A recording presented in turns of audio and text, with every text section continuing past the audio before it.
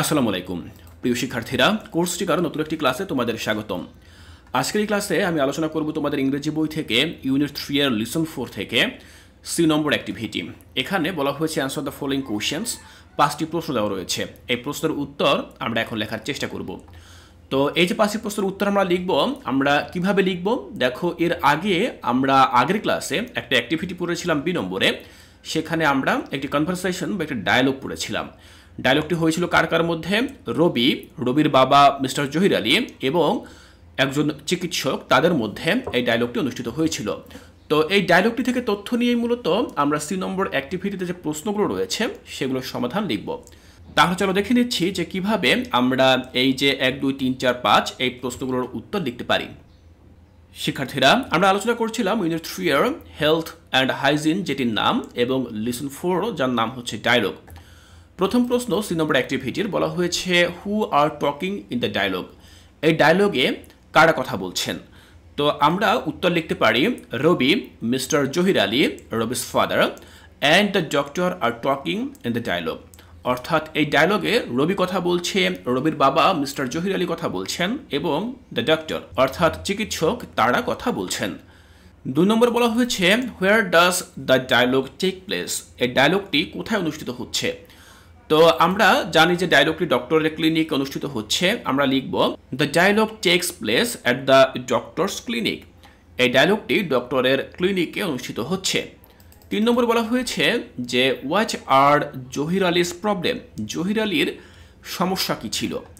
তো আমরা ডায়লগটি যখন পড়ি তখন আমরা দেখতে পাই যে জহির আলীর তার কথা বলতে অসুবিধা হচ্ছে, তার শ্বাস নিতে অসুবিধা হচ্ছিল, এর পাশাপাশি তার বুকেও ব্যথা ছিল। তো আমরা সেই বিষয়টি মূলত এখানে লিখে দিব।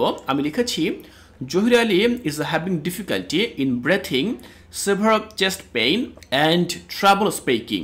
জহির আলী শ্বাসকষ্ট ছিল, তার বুকে প্রচুর ব্যথা ছিল, অ্যান্ড ট্রাবল স্পিকিং এবং কথা বলতে অসুবিধা হচ্ছিল। তো এগুলো ছিল তার সমস্যা। এবার দেখো 4 নম্বর বলা হয়েছে why can't Zahir Ali tell the doctor about his problem.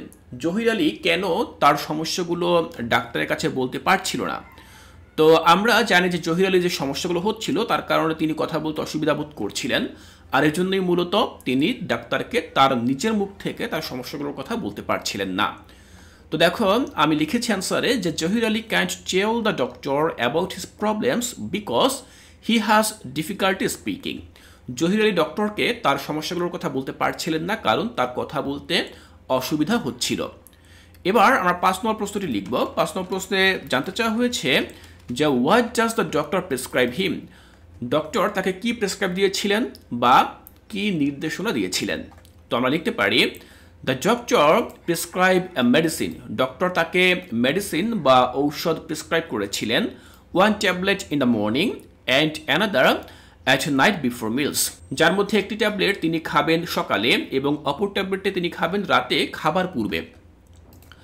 The doctor also advised Johir Ali to have a chest X-ray immediately and show the X-ray report in the evening. দেখো এর পাশাপাশি ডক্টর সে জহির আলীকে তিনি আরও বলেছিলেন, তিনি উপদেশ দিয়েছিলেন তাকে চেস্ট এক্সরে বা বুকের একটি এক্সরে করানোর জন্য।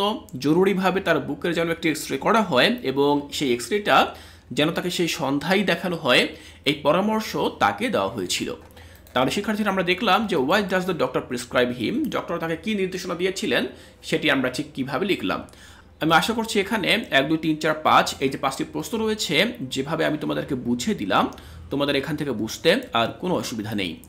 এর পরবর্তী ক্লাসে আমরা চলে যাব পরবর্তী যে অ্যাক্টিভিটি ডি নম্বর অ্যাক্টিভিটি, এবং এই ডি নম্বর অ্যাক্টিভিটিতে যেই কাজগুলো রয়েছে তা তোমরা কিভাবে করবে তা আমি এর পরবর্তী ক্লাসে তোমাদেরকে বুঝিয়ে দেব।